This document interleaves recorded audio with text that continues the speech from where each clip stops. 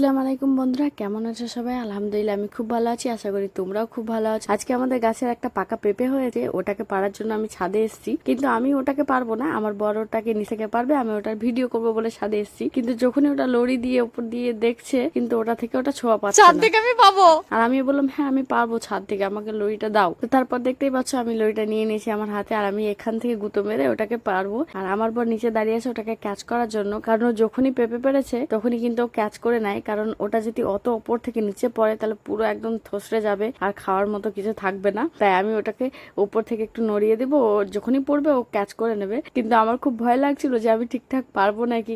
বিসমিল্লাহ। আরে